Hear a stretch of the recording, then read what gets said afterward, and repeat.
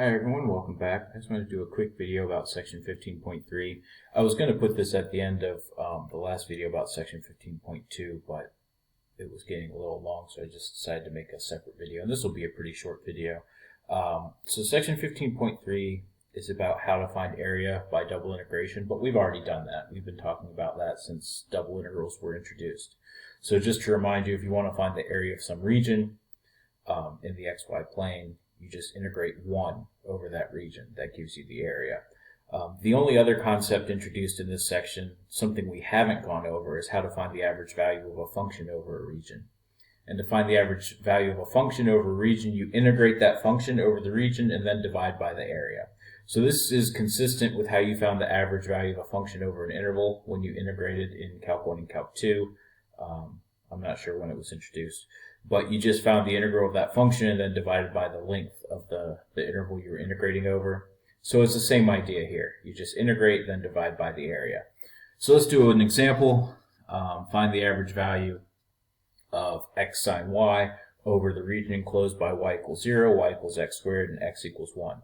So the first thing I'm going to do is draw the region. And so here, y equals 0 is just the x-axis. So this is one of the lines on the boundary of my region. Y equals x squared is this parabola, and then x equals 1 is a vertical line at 1. So the region that closes it up is underneath the parabola, from the parabola to the x-axis, and then stopping at x equals 1. So you get this point of intersection 1, 1. Another point of intersection is the origin, and the third point of intersection is the point 1, 0. So that's our region. If I want to find the average value, I need to know the area of this region. So let's do that first. To find the area, I can set up my double integral. Let's integrate with respect to y first. So I think of going from the bottom of this region to the top. Well, the bottom is the curve y equals 0.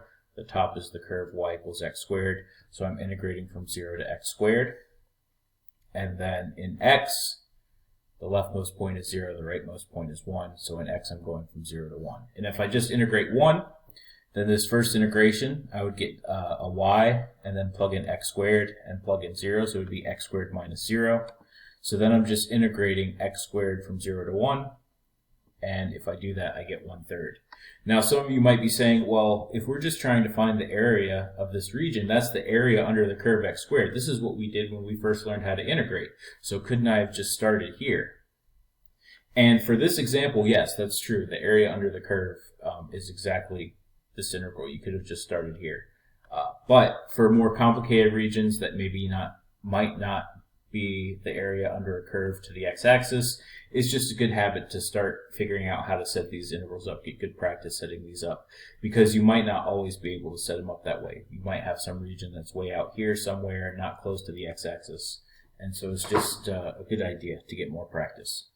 Alright, now going on to find the average value of f over this region. The bounds of integration are exactly the same because we're integrating over the same region. So in y, I'm integrating from 0 to x squared. In x, I'm integrating from 0 to 1. And now I need to divide by the area of d. The area of d was 1/3, so I have 1 over 1/3 here. That's going to become 3. And I'm integrating the function x sine y. That's the function I want to find the average value of. So then if I start integrating, I'm integrating with respect to y first. So if I integrate sine, I'm going to get negative cosine. And so here I've just written 3 instead of 1 over 1/3. And here's my negative x times cosine evaluated from 0 to x squared. So if I plug in x squared, I get negative x cosine x squared. If I plug in 0, that's going to be minus negative x cosine of 0, which is 1. So then that's just plus x, because minus and negative becomes plus. So now I have this integral, negative x cosine x squared plus x, integrate from 0 to 1. This term is fine. I can go ahead and integrate that. For this term, I need a u substitution. So the u substitution I use, I let u equal x squared. Then du is 2x dx. So I just need a 2 here. So I can multiply and divide by 2. Then I'm going to have 2x dx. That's my du. And I can just integrate negative cosine u, which integrates to negative sine. So that's what I have here. And then the 2 went away. I still have this 1/2 left over. I didn't work out all the details if you want to see all the details, I encourage you to work it out on your own and see if you got what I got for this term. When you integrate negative x cosine x squared, you should end up with negative 1/2 sine x squared. So you can verify that you get that. When you integrate x, you just get 1/2 x squared, and then I evaluate these from 0 to 1. So if I plug in 1 and I distribute this 3, this is exactly what I get, negative 3/2 sine of 1 plus 3/2. If I plug in 0, both of these terms vanish. So this is our answer. This is our average value of f over that region. And really in section 15.3, that's about it. There's nothing new introduced because we've already been talking about how to find the area in all of the sections we've talked about so far in chapter 15. Before we go, let me just talk about what would happen. Suppose I wanted to integrate with respect to x first instead of with respect to y, so I would think of this region as going from left to right. So then my leftmost curve is this parabola. I would just have to solve this for x, so I would get x equals plus or minus the square root of y.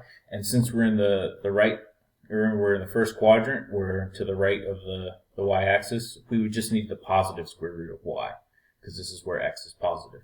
The parabola over here in the second quadrant, that's the negative square root of y. Okay, so if I wanted to integrate with respect to x first, my lower bound would be the square root of y. My upper bound would be 1, because this is the rightmost limit of this region.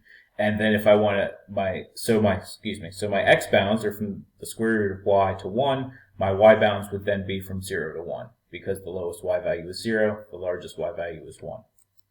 So you can set it up that way as well. You would get the same answer in the end. All right, so in the next section, section 15.4, we'll see how to do all this using polar coordinates.